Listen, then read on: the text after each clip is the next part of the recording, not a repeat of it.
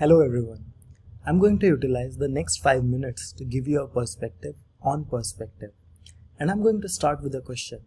Have you ever thought, why do we have arguments? And not just foolish people, the most intelligent people on earth have arguments, even with each other sometimes. How many times have you had an argument and you simply couldn't figure out why the next person can't agree with you? It seems so obvious and so darn right to you, but what is the matter with them? Can't they see that you are right? Actually, in life, nothing is right or wrong. It is all based on something called as perspective. What is a perspective? One definition is, it is the technique of modeling a 3D object onto a 2D surface. But what we are looking for is a perspective is your opinion or attitude towards something. Let's take an example. If we look at the stock market, let's say company Alpha gave a 5% negative return in the last financial year. With this information, the stock looks like a bad stock. But then you look all the benchmark indices and see that all of them gave over 10% negative returns. With this new piece of information, your perspective changed and the stock looks like a good stock now. Everything else remained constant, but just more piece of information came your way and your perspective towards something changed. Perspective becomes more important in your personal life as well as at the workplace. Let's consider the below scenario. A manager notices that one of their team members came late. Instead of asking why or what happened, the manager just immediately jumps to scold the employee. What they didn't know is that employee's mother is ill and he is late because he was taking care of her, and he has already planned to skip his lunch to make up for the lost time. We can even flip the situation. Employees are grumbling because the manager has been coming in every morning and just goes straight to his office. Earlier he used to stop and check in with the team, ask questions, pitch in if they need something.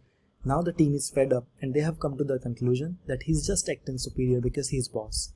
What they don't know is that boss has given him to pick up the slack on some other projects. That is what is stressing him out, and he's going straight to his office to maximize his time. How can scenarios like this be avoided? We have to start by changing our perspective, by believing in positive intent, and by simply understanding the perspective of other person. Often we are afraid that seeing the other perspective could lead us to losing the argument, or even worse, it may put us at disadvantage. But the true value of another perspective lies within seeing more of a situation and therefore being able to make a better judgment for ourselves. And not just for ourselves, you make a better judgment for others as well.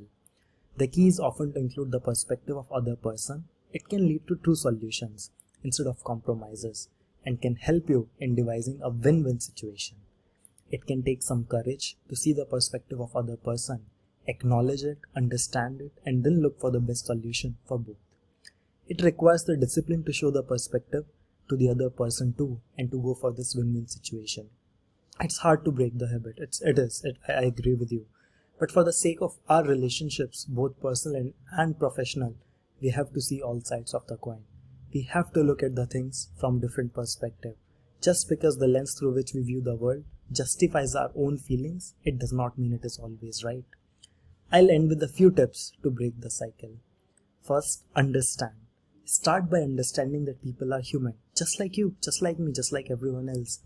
They do things for their own reasons and sometimes they make mistakes, but they don't wake up with the goal of making the mistakes, with making your life more difficult, even though sometimes it may feel that way.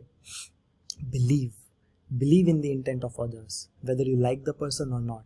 Believe that they intend to do the right thing. Believe that they want to succeed. Every person deserves a fair chance.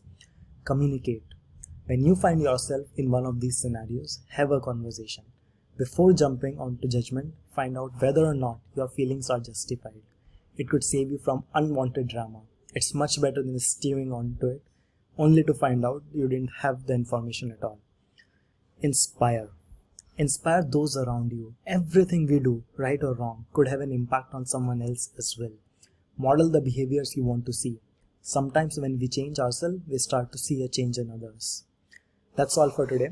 I have created this content with help from a couple of articles, mainly from Revela Group and Microthumb. Thank you.